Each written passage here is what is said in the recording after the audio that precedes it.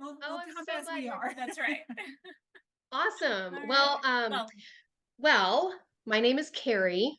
I'm also known as the Momsday Prepper. Okay, and you have walked into a prep talk, Nicole. Hold on to your horses. Here we go. Okay. That's awesome. So in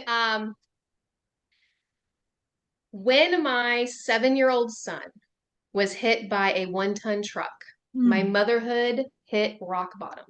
mm, And I mean rock bottom. And that rock bottom journey started in 2015 when my 4-month-old baby was diagnosed with neuroblastoma, which is a childhood cancer. In 2017, this jerk face called Hurricane Harvey swept through the Gulf Coast and just decimated the city of Houston, including our home.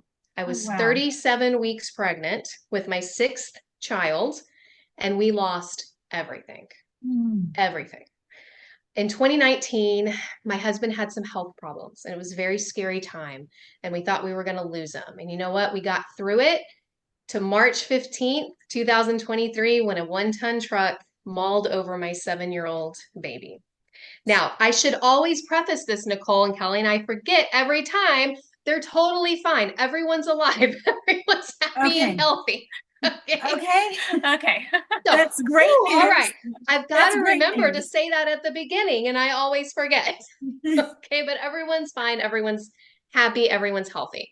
Wow. But I through these tragedies, right, and these traumas in motherhood and life in just the last decade, less than a decade, I've come to understand and develop some wisdom through it. Okay, so I'm going to take you on a journey. We're going to go back to Hurricane Harvey. All right, this guy dropped 52 inches in Houston in like a 48-hour period. Now, I don't know how familiar you are with Houston. I know Kelly is, but we're a bowl. I mean, we flood all the time. Okay. So you want to dump 52 inches on this city, it's going to take everybody out. And it took us about 6 months to get back into our home. And it's so clear in my mind this night. It was like the stars aligned, and we had no extracurricular activities. We had no orchestra practice. We had no softball practice. We had no rehearsals, no church activity. We had nothing. And I was sitting there with the baby, who was about 6 months old, and all my 6 children were lined up on this sectional couch, which was the only piece of furniture we had. And we had to buy everything back. And I had the remote. So if you grew up with siblings or you have kids, you got the remote, you got the power, baby. That's right. Yep. That's right. I had the power, and I was not going to watch another cartoon. Like, it was not going to happen. That's like all I did.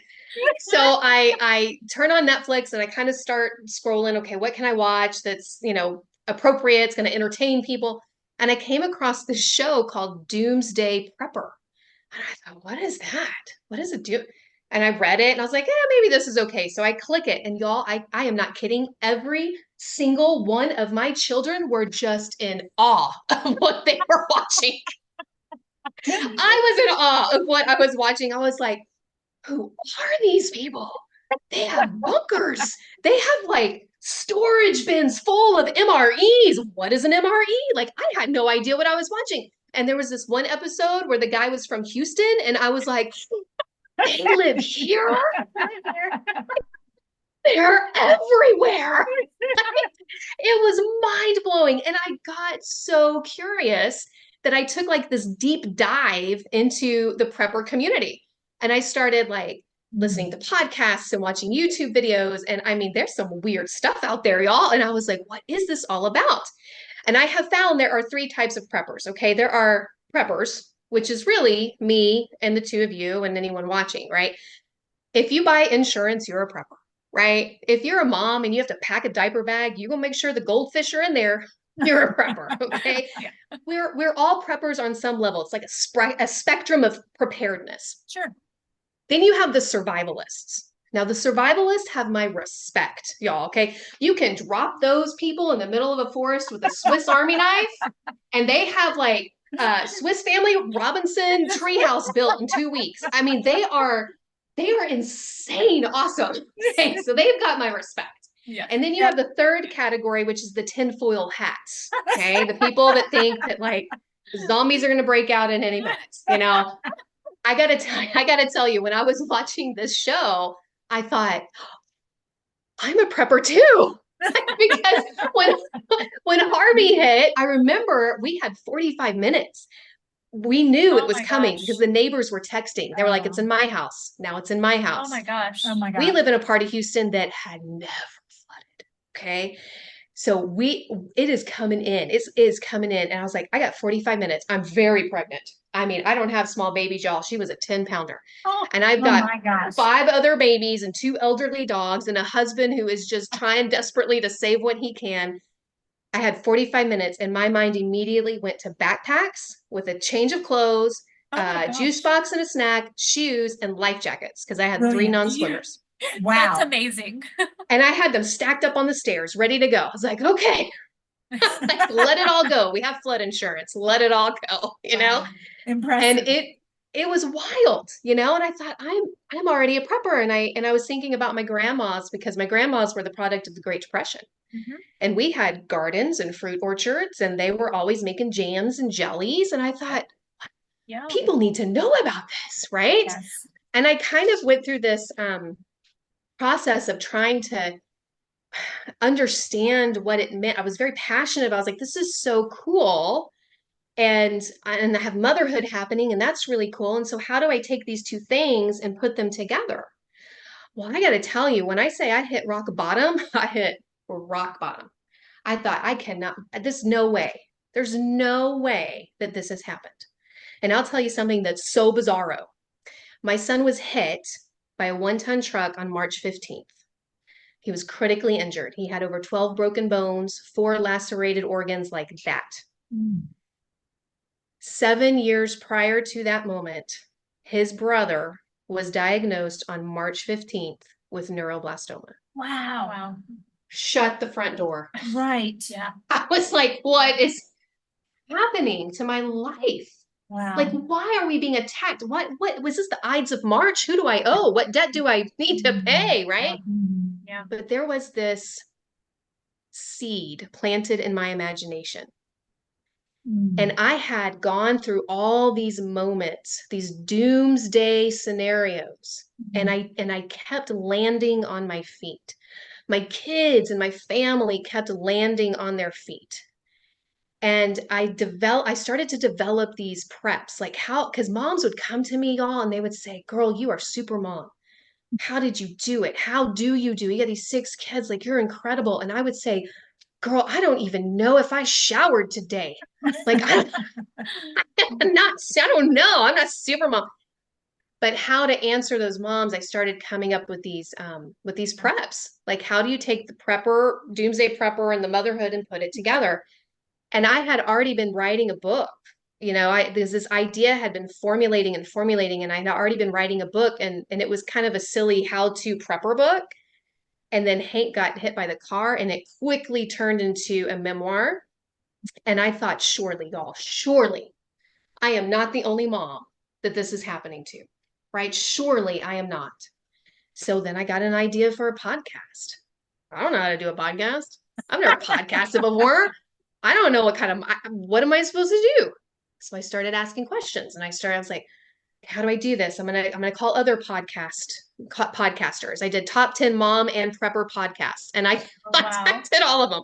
Not all of them contacted me back, but the ones that did were so gracious with their time. Wow. And they listened to my story and they answered my questions. And then I was like, okay, I think I can do this, but I need a place to do it. And what is the equipment? And how do we, y'all, through lots of tears, and I wanted to quit every day. I launched January 25th, and we already have over 1,250 downloads. That's fantastic. That's so amazing. Ooh, I mean, it's like, and apparently that's good in the podcast world. I don't know. I'm still learning, but that's like phenomenal. You know, like it's a phenomenal number to have this close in it. And the purpose of the podcast is to get all other moms on to tell their stories. Mhm. Because I was like, I can't be the only one. Surely I'm not the only one. Now, childhood cancer is not rare. And getting hit by a car is not rare either. And natural disasters happen every day. It's just a little unique that it's happened to one Love them. mom. It's like boom, boom, boom, boom, boom, right? Um, so and on top of that, doing these speaking engagements, which I love to do. Nicole, if you can't tell, I'm pretty expressive. I've spent some time on the in high school. stage. Spent some time on the stage, and I love it. I love talking to other people, right? Yeah. Oh my gosh, that's awesome. So here are my preps, and we're going to go through these 6 preps pretty quickly because I kind of want to do some workshoppy things since there's just 3 of us. Is that okay? Sure. Sure. Okay. All right. Number 1 prep, the number 1 most important prep that you need in your life before a mom's day moment, right? This doomsday attack that attacks your motherhood. And it could just be a doomsday attack, y'all. But the number 1 prep you need to have is spirituality. Like there has to be spirituality. Yes. There has to be a foundation of faith. Now, here's what I tell people. I'm going to love you where you are. I don't care where you are. I am not an evangelical. I am not a theologian. I don't know half the stuff I'm reading when I read the Bible. I just know that my faith rests at the foot of the cross, and I believe in the Father, the Son, and the Holy Spirit. But whatever your faith is, I'm going to love you where you're at, and I will tell you why. Okay, this may not have been my perspective when I was 25 years old, but through childhood cancer and walking on the pediatric oncology floor, having conversations with the nurses and the staff, I will tell you the kids that didn't make it were the ones that did not have faith. Not because the kids didn't have faith, but the parents didn't. And you would see them walking the halls of the oncology floor, and you could tell, man, you could tell which ones did not believe in anything. They had no foundation of spirituality at all. There was no hope in their life. There was no light and surrounding them. Their kids were sicker. I'm telling you guys that their skin was more gray. Their blood counts took longer to come back. It's just bizarre. I know it's crazy, but I talked to a lot of oncology moms, and they're like, yeah, the ones that had no foundation of faith. Okay. And I mean, my Muslim friends, my Jewish friends, my Hindu friends, my Christian friends, childhood cancer does not discriminate. It does not care what religion you are, what gender you are, what color you are, what economic status you are. It doesn't even care if you're a teenage mom, and there was a teenage mom on the floor with us. Oh my goodness. It will attack your child, and the best line of defense is a foundation of faith. Okay, second prep is your community. Oh my gosh, y'all. I have had more meals delivered to me in the past decade Awesome. That's amazing. than I could possibly ever repay. I mean, for 10 months that we were in treatment, I didn't go to the grocery store. I didn't cook one meal. The time that Harvey hit us, it was probably 4 months of meals constantly being delivered. Wow. Again with Hank, I mean, it was just constant community support. And that did not come from strangers. Some of it was strangers that just knew me from people, but it's because I had built a community.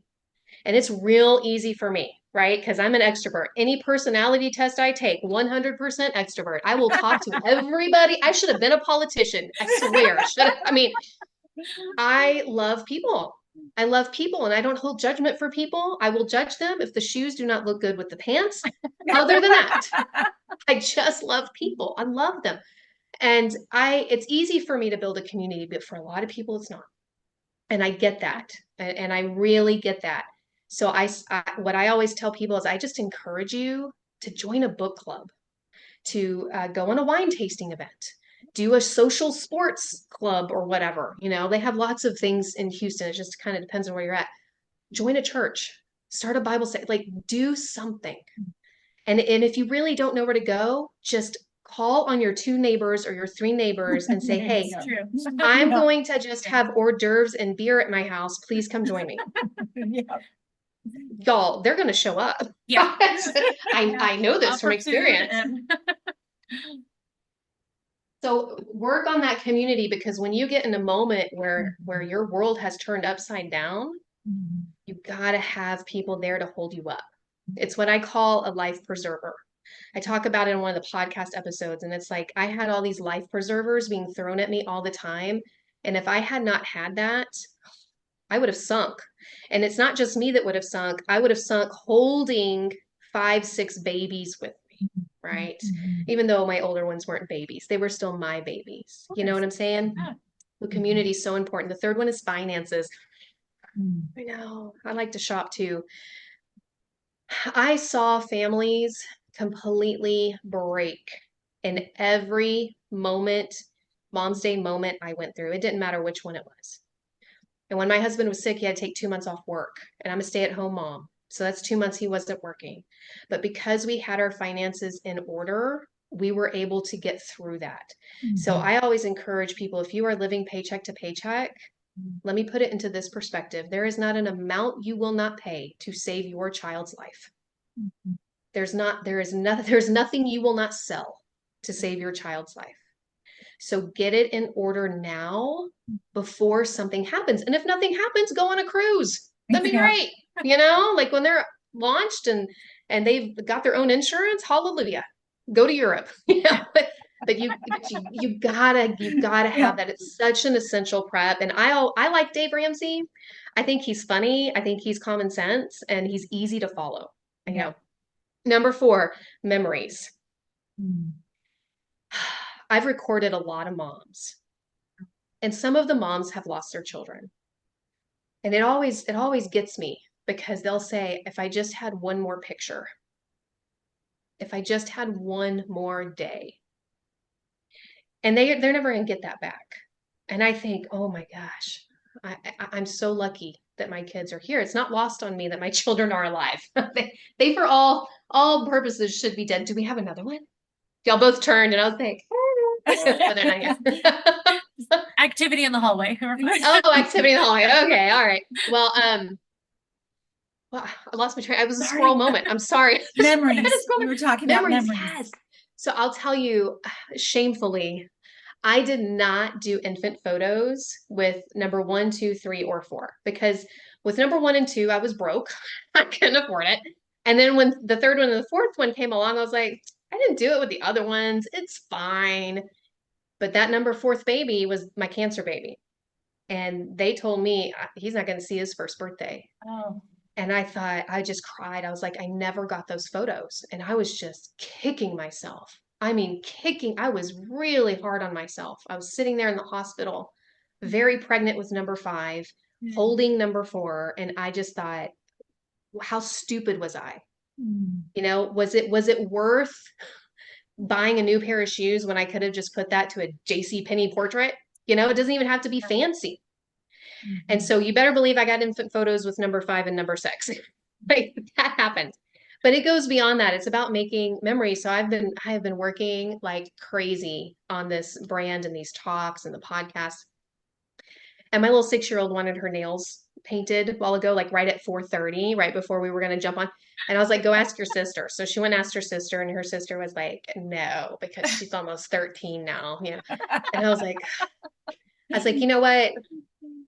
I have been trained to improvise in my field for 30 years. If I can't figure this out, I'm not going to practice. I'm just going to jump into it and I'm going to sit here. I'm going to paint my baby's nails. Mm. She's never going to remember that on April 9th, 2024, that mommy painted her nails, but I'm going to remember it. Yeah. I'm going to hold it in my heart. So God forbid, do not let anything else happen to this family. But if it does, I will have that, right? So those memories are so important. I really emphasize that hard because as women, we pick at ourselves a lot and we don't like photos and we don't, I always say get in the bathing suit. I hate bathing suits, y'all. I got cellulite for days, like these tatas are not 21 years old anymore. I don't want to be in a bathing suit, but my kids deserve me to be in the pool with them. And I deserve to have those memories. So it's about letting go of that self-consciousness and just getting in the picture. Mm. And it's funny because one of my moms that I recorded, she's in Louisiana, so we recorded remotely. I said, hey, I need a picture of you because usually if they're in the studio, we'll take pictures. And she was like, oh, okay. And she emailed me back a couple of days. She's like, I should have listened to you years ago. I don't have very many pictures of me. Yeah. I hate taking pictures and I'm going to change that. And she took a selfie and she sent it to me. And I was like, you just got to start, Number 5. All right. Number 5 is a little tricky because it's healing. Okay. So we have stressful moments in life, and then we have wounds that we carry in life, right? And those wounds that we carry from childhood and adolescence and early adulthood will carry into a Mom's Day moment without you even understanding it. So when my Super G was diagnosed, I completely disassociated. Like for a year of my life, I don't even know where I was. My body was there. I was like, I can't handle it. I just completely checked out. And that was a response from a childhood trauma. And I had to work really, really hard to heal that. I worked so hard to heal that when Tank got hit by the car, I was very present, which was extremely painful to live through. Yeah. But I was able to process through it so much faster. Wow.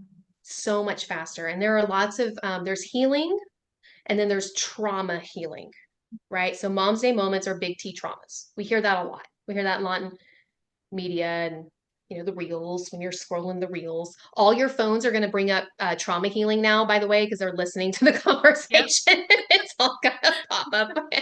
But that healing is essential. If I had not at least attempted to heal somewhat after Super G's diagnosis, I would have surely fallen off the cliff with every single subsequent Mom's Day moment, right? And it's not that you're hurting, it's that you're hurting the ones around you, right? If you heard that, hurt people. We do it. We don't mean to, we don't want to, but it happens. And healed people help heal people, right? So there's CBT therapy and there's tapping and there's lots of things, but the thing that worked for me that was like voodoo magic was EMDR. And I can never remember what the EMDR stands for. And I probably should memorize that for these talks, just like I should preface, hey, my kids are totally fine before I start anything. But it was like voodoo magic. It was a really incredible tool that I used. And I know the feedback I get from a lot of my talks is healing is so scary. It's so scary. I don't even know where to start. I don't want to do it. And I'm like, girl, hope you like that heart attack that's coming or that autoimmune disease is coming, because your nervous system doesn't understand, right? Your nervous system's going to do its thing. Yeah. Right. And we got to work on ourselves. And then the 6th one is awareness. So when I talk about awareness, I talk about the world we live in, right? So there's a chapter in my book called The World, also known as Lions and Tigers and Bears, oh my. So we're living in this world where these children are being raised up, right? Our children, our grandchildren, our cousins, our nieces, our nephews, our students. And as an adult, we have this responsibility of awareness. So I'll ask you guys this question. How many people in 2023 died of a fentanyl overdose? Do you know? I don't. Almost 10,000 a month. The Wow. majority of which were ages 18 to 25. I didn't know that. I learned that through the podcast. I had a mom on and she said my Lucy was 20 years old. She thought she was getting a pain pill. She'd had 9 knee surgeries. She thought she was getting a pain pill and it was fentanyl. Oh my goodness. Had no idea, right? And it's that awareness that you have to constantly be recycling in your wheelhouse. And I didn't know that childhood cancer was rare. I didn't know that the federal funding for childhood cancer research is only 4%. 4%, that's it. That's all our babies get is 4%. I didn't know that. So being able to bring the awareness of the world into you, whether it's AI, human trafficking, or food shortages, or environmental issues, and just knowing that these things exist and we are raising up a generation who, by the grace of God, will fix some of the problems that we have left them, right? And having those conversations with our kids. And then the other side of awareness is being aware of your nervous system again. That is going to be absolutely essential to a Mom's Day moment or a doomsday moment, okay? I don't know how many people in Illinois were like, the world's going to end with the eclipse, and they were, stocking up on stuff. Well, I have this theory, and I really, I upset the prepper community a little bit, I think, on the podcast that I've been on because I'll say, look, I know you have like all the water and all the food and all the guns, and all the bunkers. But when that doomsday moment happens and you are not aware of how your nervous system is going to react, if you don't know if you're going to go into fight, flight, fawn, or freeze mode, you're going to be the first one to go because you don't know what's happening. Seriously, it's like in every cinematic movie out there, the loudest, most arrogant, most prepared person, the character at the beginning of every doomsday movie is the first one to die because they freeze. So I'm like, you gotta be aware of yourself, right? You gotta be aware of yourself. So those are my Mom's Day preps or Mom's Day moment. Yeah. And normally what I would do is just kind of like hand out cards to groups of people and they would get one of the preps and they kind of do this activity with it. But what I would love to do is just kind of ask you if any of them resonated with you, which ones that you definitely know you do, which ones that you might want to think about, strengthening, and then I'll answer any questions you might have. Memories. So I was just thinking about this the other day. So Keri and I went to high school together, and one of our high school friends, who I was still one of my very dearest, closest friends, passed away last year. And I was thinking about some memories and I was like, man, who else was there? And I thought, we didn't take a picture. It was just a movie night. It was just a dinner on her birthday. We didn't take a picture. And I was just thinking about that the other day and thought, just take the pictures. Like, who cares if you're taking a selfie in the middle of a restaurant or on the couch with no makeup? Like, do it anyways. Yes. Because someday you're going to look back and who else was there? Yes. Yeah. I agree. I draw the line at the no bra. Like I have to at least Well, have a bra on, but yeah. other than that, like I don't care what I look like. Yeah. You can always do head up. I'm like, okay, just keep it right here. Yeah. Get the turkey neck in there. Like, whatever. Yeah, I love that you shared that because those are so precious, those moments. And when they're gone, they're gone. They're gone. Yeah. What about you, Nicole? You're spot on. I'm a behavioral coach and I used to work for hospice for grief. I did a lot of grief counseling and I did pediatric loss. Oh my gosh. So I guess one of the things that I would just add is a lot of those families were Christians and their babies died and their kids died. Yeah, they do. So it doesn't always work out the way we hope, but God is still with us in the middle of it. And he's the reason we can keep breathing, right? And so even when it isn't the good story that you have, those are horrible things to go through. I'm so thankful you have your babies. Me too. But people need to know that you don't necessarily have a wrong faith or a wrong whatever if it doesn't go the way that you want it to. And so I just want to say that. Yeah, no, I'm so glad you brought that to my attention because I did not communicate that well. I think I've communicated it better in other talks, but you're right. Like I think what you said is exactly what I was trying to say. And the last week's episode is with a very dear friend of mine, actually. Her name's Martin. She's the only mom I've interviewed that I knew had a Mom's Day moment. All the other moms were complete strangers. They just found me, or I found them, or someone found them and pointed them to me. And she's a very, very faithful Christian, and she lost her son. And she has wrestled with that. She's wrestled with that. I think the key ingredient to the spirituality is that it does give you hope, whereas non-spirituality gives you, there's nothing. You're there's absolutely right. Yeah. 100%. Absolutely right.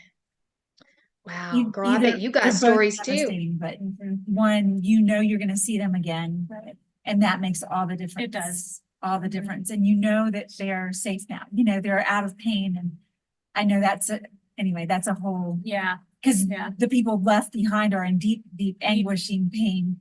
So that's not a nice thing to say necessarily, is they're in a better place or they're not suffering anymore. Because the people left behind are. Yeah.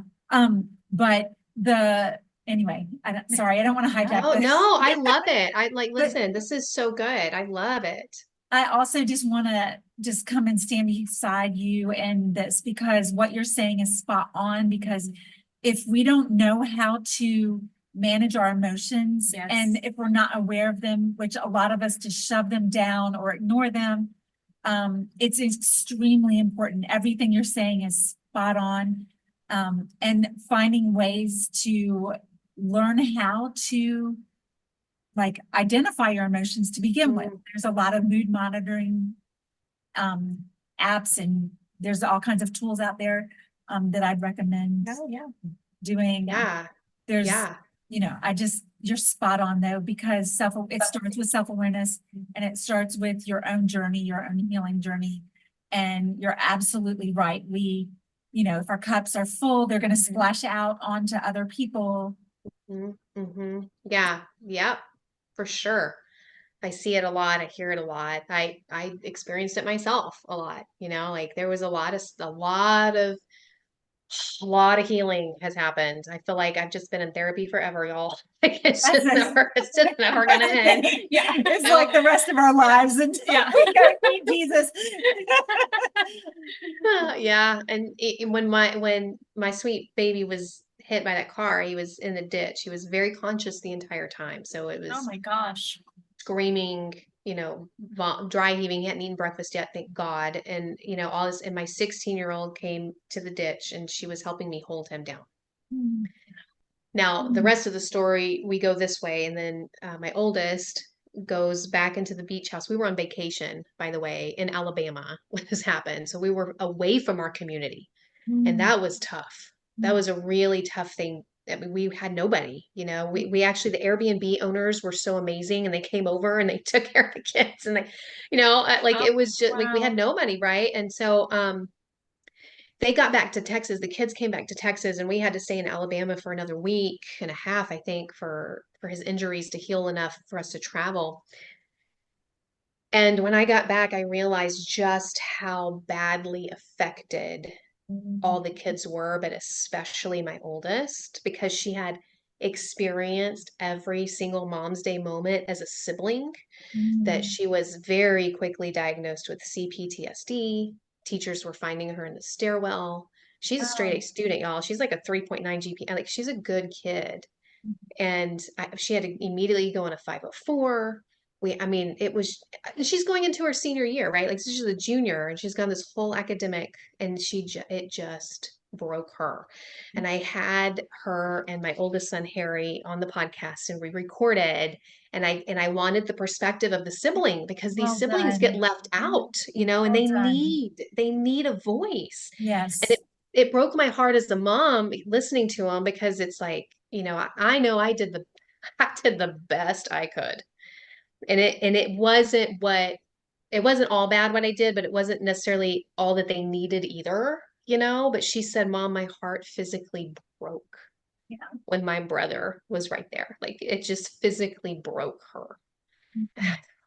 But y'all, I'm thankful for therapists and medication and teachers. I mean, when my son got hit by the accident, it was the teachers that lifted us up more than anyone else. wow. It was our kids' teachers that stepped up, and the teachers would walk my daughter from class to class. They would let her stay in their classrooms. And then my other children's teachers were just, and then Hank's teachers were, his first grade teachers said, no one else gets him. I'm coming to the house doing homebound, and I am teaching him, and I'm coming every day. Goodness.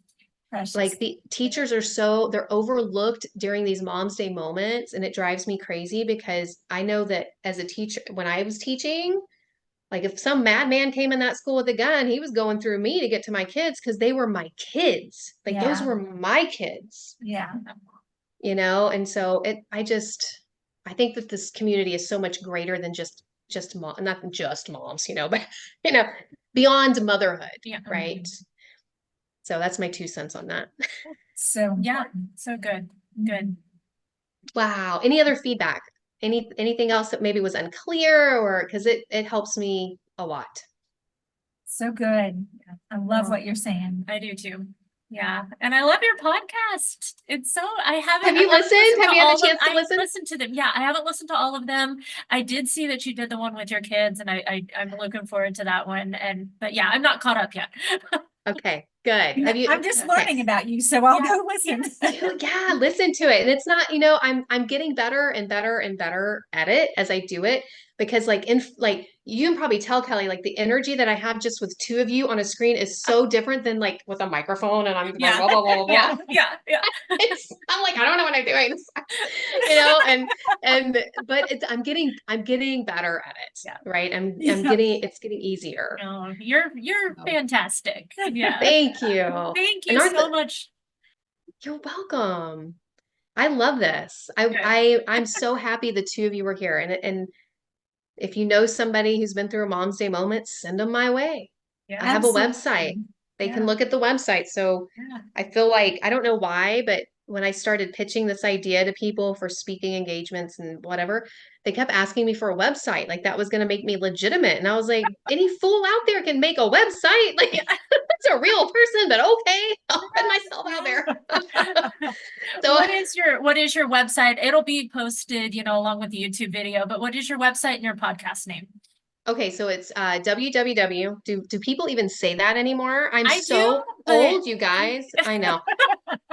It's momsdayprepper.com. Okay. And then the podcast is Momsday Bunker. And Oh. it's on everything. It's on Spotify, Apple, it's on everything. But yeah, so get in the bunker Yeah. during like Awesome. alien attack, like Yeah. getting in my bunker. Aliens Your are coming. tinfoil hat. Not the My foil hat. tinfoil hats.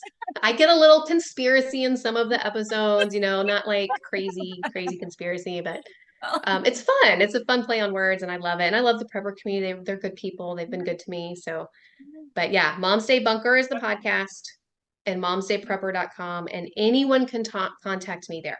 So if they have a story that they want to share, and we've got, I find it interesting. Well, there are two things I find interesting. One, someone will email me and the first thing they'll say is, I don't know if this is a Mom's Day moment. And it is very clearly a Mom's Day moment. Whatever. I'm like, oh, sweet baby girl. Yes, that just blew up your life. That is a Mom's Day moment. Yeah. The other thing that always surprises me is that, they don't know me. I'm a stranger. So I'll tell them my story a little bit. Like, okay, we had cancer and then we had natural disaster and all this. And they'll inevitably always say, I don't know if my story is as bad as yours. And their child is 6 feet in the ground. Oh. And I think, what do you mean? What do you mean? It's like we can't own our own pain for some reason, right? Like we can't, like our pain isn't as bad. Yeah. I don't know what the disconnect there is. I don't know. I think like as women, we just kind of, I don't know. I hate to go down that path maybe, but I don't know. I think we're just kind of conditioned to do that in a way. Like the other day on Facebook, I shared a meme about, if I get bit by a radioactive spider, like I'm not telling anybody because listen, I don't have time for it. Yeah. So I'm not going to, that's just, I don't have time. I'm not going to deal with it. And I think that, I think as women, we tend to do that. And because you got to take care of the rest of your family and you've got to, make sure everybody gets to their places and, you don't have time for the spider bite or the. Yeah, that's true. That's true. Well, I'm still kind of working it out too. Like as I interview and I learn, I'm really learning how naive I was with all the trauma that I experienced and the Mom's Day moments that kept falling on me, how naive I was that there are just so many other Mom's Day moments out there, and how those moms dealt with it and how they got through it. And I mean, we have a mom whose son was murdered. We have Camille's story is so sweet. Do you remember Camille's? Like she had the 27-week and 31-week gestation babies, and they're beautiful and they're wonderful and they're all grown up. But it was just that moment in time that was so hard. And Yeah. and, fentanyl and asthma. Mm. And I don't want to give it all away, but there's just some Yeah. really, really like keeping your child out of jail because they got Mhm. into trouble, those are that's a big deal. Yeah. It's a big deal. And anyways, I'm so grateful Do to you, you. This was so much fun. do you listen And to I'm Brene doing these. Brown? I love Brene Brown. You know how she talks about shame. And so some of these things have such shame around them, but what you're doing is creating community and compassion within the community, Yes. which brings healing to shame, and it helps people feel seen and heard, which heals Yes. hearts of trauma. So I just can't thank you enough for what you're doing. Yeah. It's really, really important work. It is. Oh, thank you. It's- I'm going to have a total vulnerability hangover tomorrow, just so you know, which is something Brene Brown talks about all the time. Because I'm just like a spout. I'm just blah, blah, blah, blah. You're amazing. Thank you so much for sitting with us tonight and Yes. for being game to do this, Yes. and Of it'll be up course. on our YouTube channel for a little while. And like you Awesome. said in the beginning, it's Yeah. you don't know who's going to pick it up, come across No. it, and we may be doing this for one person that just needed to hear this. Right. And Just and needed that's to hear okay. it. Yeah. And Yeah, that one that's totally person's fine with worth me. it. Yeah. That one person is worth it. Yeah. One person at a time. Yeah. That's right. Yeah. All right, ladies. Thank you so much, Thank Keri. you. Thank you. So nice It's good to have see you a and good meet you, night. Nicole. You And Kelly, it's good to see you. too. You too. All right, ladies. I'm Goodbye. going to get Bye. off. Have a wonderful evening. You too. Bye. Bye.